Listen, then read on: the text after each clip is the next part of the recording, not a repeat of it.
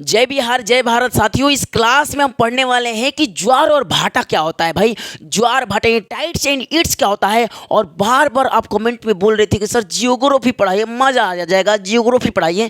ये लीजिए जियोग्राफी का वीडियो आ गया और ये लिखने में आपको ऐसे पता चलेगा तो आज तो मज़ा होने वाला, गर्दा उड़ा के भेजेंगे आपको। ज्वार एंड भाट की एक भी क्वेश्चन नहीं पूछेगा छूटेगा आपको कॉम्पिटिटिव एग्जाम में, एकदम गारंटी तो है ही। हम अपने तरफ से पूरा विश्वास रखते हैं। देखिए टाइड एंड इट्स क्या होता है, पहले इसका क्या पढ़ेंगे, पहले पढ़ेंगे मीनिंग क्या होता है जी, मीनिंग क्या होता है टाइड एंड इट्स का। उसके बाद पढ़ेंगे ओरिजिन क्या होता है। अगर आपको वीडियो का क्वालिटी कम दिख रहा है तो जाकर इधर सेटिंग में जाकर क्वालिटी में जाकर एडवांस में जाकर क्वालिटी बढ़ा लेंगे, क्योंकि मेरे पास उतना अच्छा मोबाइल नहीं है, हर बार करता हूँ। और सब्सक्राइब कर लेंगे, लाइक कर देंगे। तो हम सबसे पहले पढ़ेंगे मीनिंग एंड तात्पर्य। ज्वार एंड भाट का मीनिंग एंड तात्पर्य क्या होता है। और दूसरा ओरिजिन यानी उत्पत्ति, भाई इसका उत्पत्ति यानी कॉजेज ऑफ ओरिजिन यानी उत्पत्ति के कारण पढ़ेंगे, भाई कैसे उत्पन्न होता है। और दूसरा पढ़ेंगे प्रभाव, अरे ये प्रभाव कौन सी कहाँ कहाँ डालता है जी, प्रभाव समझ जाएंगे। दूसरी बात इसका प्रकार क्या होता है, टाइप्स यानी क्या होता है, ये टाइप्स आपको लिखे हुए हैं, एक एक करके समझाएंगे। और दूसरा इसका 24 घंटे में कई बार आता है, कितना बार आता है, कहाँ होता है, ये सब समझेंगे इस वीडियो में। तो हम कुल मिला के 5 टॉपिक के बारे में पूरा विवरण समझेंगे और यहाँ से कुछ अदर टॉपिक रखें जो कि एक्स्ट्रा समझाएंगे, जो कि इसी को समझेंगे तभी ये समझ में आपको आएगा। तो शुरू करते हैं, चलिए शुरू करते हैं। यहाँ है आपको मीनिंग पढ़ने वाले हैं जी। क्या मीनिंग यानी देखिए ज्वार एंड भाट। तो सबसे पहले याद करते हैं, क्या पहले टॉपिक याद करें। देखिए किसी भी चीज को पढ़ने से पहले टॉपिक याद करते हैं। भाई टॉपिक याद है ना, कुछ नहीं याद होगा आपके बारे में, ठीक है ना। किसी अनजान व्यक्ति के बारे में आपको बता दो, नाम याद नहीं, भूल जाएंगे क्या बताए थे। आप चाचा के बारे में बताएंगे, चाचा को चिंते से शुरू से चिंते हैं, पेट कूटते थे बड़ी यार, नहीं जाते थे पढ़ने। तो पक्का समझ में आएगा, जिंदगी भर याद रहेगा चाचा ये करते हो। तो नाम याद रखे। तो सबसे पहले हमारा टॉपिक क्या है, ज्वार एंड भाट। बोलिए ज्वार एंड भाट यानी tides and ebbs. Tides and ebbs, ज्वार एंड भाट। बोलिए मेरे साथ में, ज्वार एंड भाट, टाइट्स एंड इट्स। ज्वार एंड भाट, टाइट्स एंड इट्स, ठीक है ना, समझ में आ गया। आगे देखिए हम मीनिंग पढ़ने वाले हैं जी। मीनिंग यहाँ तात्पर्य। देखिए पहले ज्वार क्या होता है और भाटा क्या होता है। आप सिंपल देखें, आप मैं ठीक कहीं भी देखेंगे, आप देखते हैं कि हम बालू जहाँ गिरता है, बालू देखते हैं, बड़े बड़े ट्रक से बालू गिरता है तो देखिएगा बलुया ना ऐसे गिर जाता है, ऐसे हो जाता है कि नहीं हो जाता है बलुया। तो यानी बलुया उठा हुआ रहता है, बलुया नीचे से क्या होता है, उठा हुआ रहता है।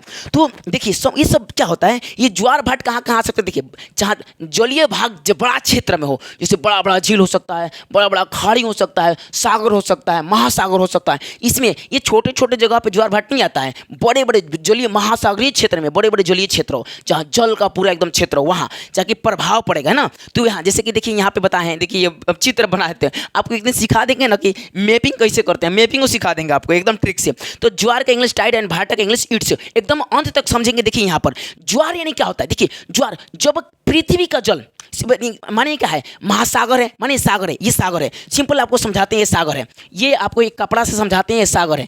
ये देखिए ये मानिए हमारा दौरी सागर है जी। क्या है जी, ये सागर है। चलिए ये मानिए एक सागर है, ठीक है ना। अब इसमें पानी पूरा भरा हुआ है। तो जब हम इसको उठाएंगे तो देखिए पनिया उठ रहा है कि नहीं उठ रहा है, यानी कब खींच रहे हैं तभी उठ रहा है। तो पनिया उठाएंगे तो देखिए उठ रहा है ना, ऐसे लग रहा है कि बालू गिराया हुआ है। तो ये गिर रहा है तो उठ रहा है पनिया, तो ऊपर में है तो वो ज्वार क्या होगा, ज्वार। अब फिर यहीं उठा हुआ जब नीचे गिरेगा धंसेगा तो इसे बोलेंगे भाट। उठेगा तो ज्वार, पनिया जब उठेगा तो ज्वार और नीचे जाएगा तो भाट। पनिया उठेगा तो ज्वार और नीचे जाएगा तो भाट। अब ये समझना है कि भाई उठता कौन चाहिए, हम जाकर नहीं ना खींचते, ले बांध लेते हैं रस्सी में, बेल्ट से खींचते हैं, कहने लगा कि ना तू तो पानी है जी, महासागर में कौन जाकर लेके उदिया जाएगा, इतना खतरनाक होता है में।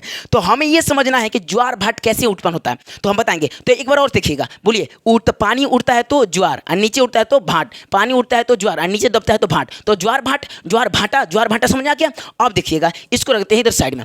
देखिए अभी तो समझ में आ गया कि जब पानी उठता है ऊपर की तरफ, यानी कि जब लिखेंगे जो महासागर में जलीय भाग यानी जल के स्तर, ये मानिए महासागर है। अब जल के स्तर किसी कारण ऐसे उठेगा तो आपको पता है कि समुद्र के किनारे के जितना जल होगा सब बुटराएगा। तो लोग कहते हैं भाग जा भाई, पानी भाग रहा है, यानी कि बोने से बाढ़ लेकर आएगा, है कि नहीं। तो जब भाटा उठेगा तो पनिया जो समुद्र है ना वो खींचेगा, खींचते लेकर जाएगा और उठेगा तो लोग किनारे से भाग जाएंगे। वो जानते हैं कि जब पनिया उठा है ना तो दबो करेगा, दबेगा तो दहवा देगा एकदम दूर तक, है ना। तो इसे बोलते हैं ज्वार भाटा। पनिया उठेगा तो ज्वार, फिर उठा हुआ जब धंसेगा नीचे की तरफ तो भाटा। समझ में आया कि नहीं आया, जैसे अभी बताएं आपको, उठाकर छोड़ देते तो ज्वार भाटा ये आ गया। यानी उठेगा तो ज्वार। लिखेंगे जो महासागरीय जल या कोई भी खाड़ी प्रदेश, बड़े खाड़ी बड़े झील में जब जलीय भाग जलीय स्तर उठता है किसी कारणवश तो क्या होगा, ज्वार, और दबता है नीचे की तरफ, जलीय स्तर नीचे जाता है तो भाटा। क्या होता है? भाटा। और देखिएगा ज्वार के समय, आप देखिएगा ज्वार के समय जो जल थी समुद्र का तट होता है ना, वहाँ से पानी अंदर की तरफ भागता है समुद्र की तरफ, क्योंकि पानी उठ रहा है ना, खिंचाएगा।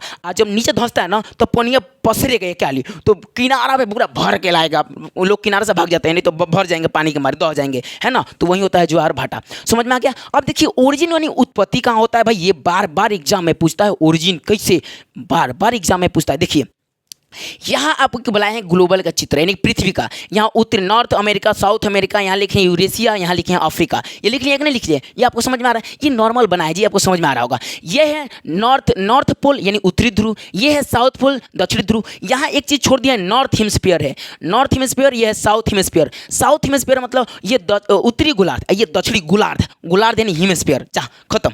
उत्तरी गोलार्ध, दक्षिणी गोलार्ध, ऊपरी उत्तर नीचे दक्षिणी, ये गिर गया जी, ऊपर उत्तरी नीचे दक्षिणी। समझ में आया? उत्तरी गोलार्ध दक्षिणी गोलार्ध, ठीक है। अब देखिएगा इधर हम बना है सूर्य, इधर बना है चंद्रमा। ये है इक्वेटर, 0 डिग्री पे लेटीट्यूड पे क्या होता है, 0 लेटीट्यूड पे इक्वेटर बोलते हैं। क्या बोलते हैं? इक्वेटर, जो बीचा बीच काटता है पृथ्वी को 0 डिग्री पर, इक्वेटर बोलते हैं। समझ में आया इसको? इक्वेटर समझ में आया? 0 डिग्री लेटीट्यूड पर, 0 डिग्री लेटीट्यूड पर। अब हम यहाँ पे देखिए, मानिए ये पानी है, इधर समुद्र में पानी है, तो पक्का है यहाँ पहले ये छोड़ दीजिए, ये छोड़िए, यहाँ समझिए अभिकेंद्र बल और अपकेंद्र बल क्या होता है। देखिए कोई भी जब चीज़, यानी पहले कोई भी चीज़, मानिए कोई वृत्ताकार पथ पे चक्कर लगाता है ना, कोई भी चीज़ वृत्ताकार पथ पे चक्कर लगाएगा ना, तो दो गो बल लगता है, या तो एक बाहर बल लगेगा या तो एक अंदर। तो अंदरवा जो बल लगता है केंद्र की तरफ तो बोलेंगे अभिकेंद्र बल, और जो बाहरवा लगता है केंद्र के बाहर की तरफ तो अपकेंद्र बल। तो बोलिए सेंट्रीपिटल फोर्स अंदर लगता है केंद्र की तरफ, और सेंट्रीफ्यूगल फोर्स बाहर लगता है यानी कि केंद्र से बाहर। तो बोलेंगे कि जब जब यही समझाना था, जब कोई वस्तु किसी वृत्ताकार पथ पे लगातार चक्कर लगाएगा तो उसे केंद्र की तरफ यानी हेकरा तरफ, यानी कि केंद्र की तरफ यानी सेंटर की तरफ एक बल लगता है, जिसे बोलेंगे हम केंद्र बल यानी कि सेंट्रीपिटल फोर्स। एक बाहर की तरफ बल लगता है जिसे बोलेंगे सेंट्रीफ्यूगल फोर्स बोलते हैं। समझ में आया? आ गया जी। बाहर की तरफ अभी सॉरी अंदर की तरफ अभी आवत नहीं, अब बाहर की तरफ अप, जो भाग अप है मत, अपिकेंद्र बाहर, ठीक है ना, अभिकेंद्र अंदर। अब बात उठता है, ठीक है, समझ में आ गया? बहुत अच्छे आ गया। अच्छा, न्यूटन का सार्वत्रिक गुरुत्वाकर्षण बल समझे हैं? न्यूटन का, अरे न्यूटन का सार्वत्रिक बोले तो न्यूटन का सार्वत्रिक यानी सब पे काम करेगा ये सार्वत्रिक गुरुत्वाकर्षण बल। वो बोले थे ना ये में इसमें कि बोले थे कि जब दो वस्तु है ना, दो वस्तु अगर तो एक दूसरे के खींच खाँच करते हैं, ओकरा के वो खींचेगा, ओकरा के वो खींचेगा, ओकरा के वो खींचेगा, तो इसे बोलेंगे न्यूटन के सार्वत्रिक गुरुत्वाकर्षण बल। इतना बढ़ के कौन नाम रख दिया जी? सार्वत्रिक मतलब सब पे लागू होगा, यानी कि दुनिया के सब वस्तु एक दूसरे को खींचते हैं। यही है न्यूटन का सार्वत्रिक गुरुत्वाकर्षण बल का सिद्धांत। समझ में आया? तो अभिकेंद्र बल अंदर की तरफ, अपकेंद्र बल बाहर। अच्छा देखते हैं आप हाईवे पर, देखते हैं हाईवे का जब मुड़ा होता है ना तो तिरछा रखता है, रोडवा तिरछा रखते हैं। क्या रखते हैं? क्योंकि पता है कि जब हम घूमते हैं ना, मानिए यहाँ रोड है या हाईवे है और यहाँ से घूमेंगे ना, तो अगर बाहर वाला बल ज़्यादा हुआ कि चल जाएंगे बाहर हाईवे से बाहर, और अंदर वाला हुआ तो ठीक आराम से घूम जाएंगे। तो ऐसे उठा के रखते हैं, ऐसे उठा के, ताकि जो गाड़ी घूमे ना अंदर की तरफ ज़्यादा बल लगे, ताकि वो बाहर ना भीगा जाए। समझ में आ रहा है? तो यही कारण होता है, बस और कुछ नहीं। अब आइए समझते हैं कैसे उत्पत्ति होता है ज्वार एंड भाट। ज्वार, तो एक बार फिर से रिवीजन, उठता है तो ज्वार, नीचे दबता है तो भाटा, ठीक है, हो गया टाइड एंड इट्स। अगला आप बताइए कि चंद्रमा इसके गुरुत्वाकर्षण के न्यूटन के सार्वत्रिक नियम से हर दो वस्तु एक दूसरे का आकर्षित करते हैं।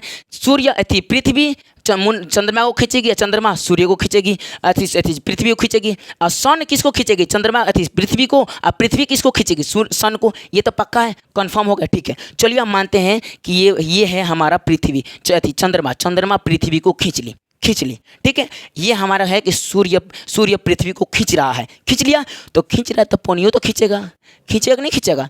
तो ठीक है भाई कहेगा ठीक है खींचेगा तो पनिया उठेगा कि नहीं उठेगा? उठेगा जी, उठेगा। एक और बल काम करता है, अभिकेंद्र बल। क्या होता है? जो केंद्र से बाहर। तो आपको पता है कि पृथ्वी चक्कर लगाती है काची, एक सूर्य के चक्कर लगाती है कि नहीं लगाती है? तो एक वृत्ताकार लगभग अंडाकार पथ पे होता है, तो एक बाहर की तरफ बल लगाएगी, दो गो बल, एगो चंद्रमा खींच रहा है और दूसरे एगो बाहर की तरफ बल, सूर्य एगो खींच रहा है और दूसरे एगो बाहर की तरफ बल। तो देखिए तो ये हो जाएगा दो गो बल, तो दो गो, एगो तो चंद्रमा का आकर्षण बल अट्रैक्शन फोर्स और दूसरा हो जाएगा आपका सेंट्रीफ्यूगल फोर्स, ये हो जाएगा एट्रैक्शन फोर्स और सेंट्रीफ्यूगल फोर्स। तो दो को बॉल काम कर रहा है तो पनिया तो उठेगा ही पक्का, ये उठेगा कि नहीं उठेगा पनिया, तो उठेगा, तो यही कारण है, तो ज्वार आता है, दबेगा तो भाट होगा। समझ में आया? तो बोलेंगे कि थी वो कैसे उत्पन्न होता है ज्वार भाट, तो बोलिए सीधा आकर्षण बल किसका, सन और मून का, ये सब पृथ्वी को खींचता है, और जब खींचेगा तो पृथ्वी थोड़ी जाएगा, पनिया चल जाता है ऊपर, जा तो भाटा हो गया, ऊपर उठ गया तो भाटा, ठीक है।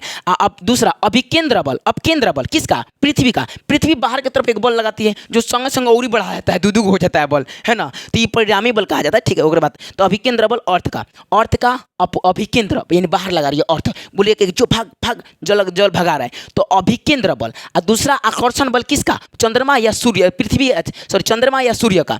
तो एक तो पृथ्वी चक्कर लगा रही है गोलाकार पथ पे, तो एक है अभिकेंद्र बल और दूसरा चंद्रमा का आकर्षण बल, यानी दो को बल, और इसमें भी दो को बल, तो पनिया उठेगा, तो इसलिए टाइट्स एंड इट्स, तो इसी का नाम होता है ना, ये इक्वेटर पर है ना, तो इक्वेटर पे नाम पड़ेगा, इसलिए इसका पड़ गया क्या, विषुवत-रेखीय ज्वार, इसका नाम पड़ जाएगा, जो इक्वेटर के आसपास आता है उसे विषुवत-रेखीय ज्वार, ठीक है ना।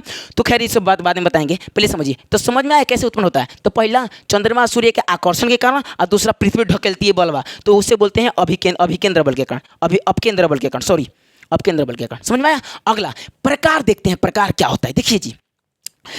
प्रकार कोई को होता है, अब देखिए जितना आता है वो हमको लिख दिए हैं, जितना समझ में आया हमको, जितना मतलब जानकारी था लिख दिए हैं, और भी हम जानकारी लेते तो खैर उसके बातें लंबा हो जाता है वीडियो। यहाँ देखिएगा, एक होता है बृहत ज्वार, बृहत मतलब आप एक देखें सामान्य ज्वार, मानिए एगो कम उठता है, सामान्य ज्वार एगो, मानिए एगो सामान्य ज्वार, एक खाली समझा देते हैं, लिखवाएंगे नहीं, अगर विवरण चाहिए तो बोल दीजिए कमेंट में, बता देंगे। सामान्य ज्वार मतलब क्या, एक सिंपल समझिए सामान्य ज्वार है, तो एक मानिए इतना तक उठेगा तो सामान्य ज्वार सिंपल। अगर एक अचानक बड़का उठ गया कोनो कारणवश, तो बोलेंगे यानी कि चंद्रमा मानिए नाचते नाचते नज़दीक आ गई यहाँ, तो नज़दीक आ गई तो खूब जोर से खींचेगी, तो जोर से खींचेगी तो एक खाली बड़का बनेगा ज्वार, तो इसे बोलेंगे बृहत ज्वार। और सामान्य से जब छोटा बनेगा ना तो इसे लघु, तो बृहत बड़ा बनेगा सामान्य से, और सामान्य से जब छोटा बनेगा ना तो बोलेंगे लघु। अगला आयनवर्ती ज्वार, अरे बाप रे आयनवर्ती, आपको पता है पृथ्वी अपने अक्ष पे कितना डिग्री झुकी हुई है, 23.5 डिग्री झुकी है कि नहीं झुकी है, 23.5 डिग्री झुकी है कि नहीं झुकी है, अरे बाप रे 25 लिख दिया जी, 23.5 डिग्री झुकी है कि नहीं झुकी है। तो अब 23.5 डिग्री झुक रहा है कारण ना, इधर वाला भागवा इसके नज़दीक और इधर वाला दूर, इधर वाला भागवा इसके दूर इसके नज़दीक, तो ये मकर रेखा और जो कर्क रेखा होता है ना उस पर अलग अलग ज्वार, एक तरफ मकर रेखा पे बड़ा ज्वार, एक तरफ छोटा ज्वार, एक तरफ कर्क रेखा पे बड़ा ज्वार, एक तरफ मकर रेखा पे कर्क रेखा पे छोटा ज्वार, तो अलग भाई देखिए कर्क रेखा पे ज्वार तो समान होना चाहिए ऊंचाई, तो ऊंचाई समान नहीं होता है, इसलिए इसका तुलना कर देते हैं, है ना बड़ा है ना छोटा, है ना बड़ा है ना छोटा, तो इसलिए इसको बोलिए आयनवर्ती ज्वार। आयन मतलब उल्टा पुल्टा, ठीक है ना। अगला अपभू उपभू, यानी कि जब पृथ्वी से चंद्रमा की दूरी घटती है तो बोलेंगे अपभू ज्वार। अब जब सूर्य यदि पृथ्वी और चंद्रमा के दूरी जब घट कर जो ज्वार बनता है उसे बोलेंगे अपभू, और दूर होकर बनेगा तो उपभू। समझ में आया कि नहीं आया?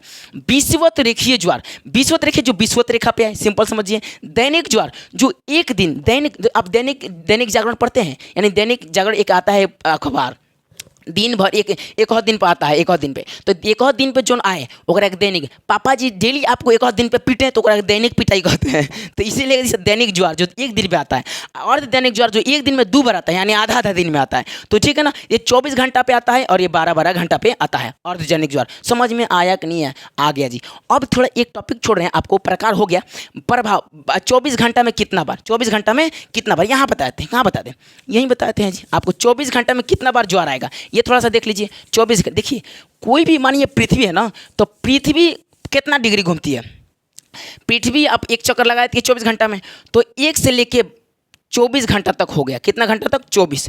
तो इनमें एक किसी स्थान, एक जगह स्थान पे, माने कोई पृथ्वी का कोई एक स्थान हम ले लेते हैं, इक्वेटर ले लेते हैं, इक्वेटर ले लेते हैं, तो 24 घंटा में यहाँ 2 बार ज्वार आएगा। कितना बार? 2 बार। कितना बार? 2 बार। एगो 1 घंटा वाला पर, एगो 1 घंटा पहले शुरुआती में, एगो लास्ट में। तो बोलेंगे सर ठीक है शुरुआती लास्ट में तो हो गया, फिर जो अगला 24 घंटा स्टार्ट होगा 1 से लेकर 24, तो इन दोनों के बीचों में कितना देर का अंतर होता है? तो 56 मिनट का अंतर होता है। कितना मिनट का? सॉरी रोकिएगा, 26 6 12, हाँ 26 यानी कि 52 मिनट का, सॉरी 52 मिनट का अंतर होता है। 52 मिनट के बाद फिर 24 घंटा स्टार्ट होगा होकर। समझ में आ रहा है ना? तो पूछता है कभी एग्जाम में कि किसी निश्चित स्थान पे, किसी एक ही स्थान पे 24 घंटा में ज्वार 2 बार आता है, तो आता तो है लेकिन उसके अंतराल कितना डिग्री का होता है? जैसे मानिए 1 से लेकर 24 आए तो 2 बार हो गया है, और फिर कब से स्टार्ट होगा 24 घंटा? तो 52 मिनट के बाद फिर हिजा से स्टार्ट होगा 24।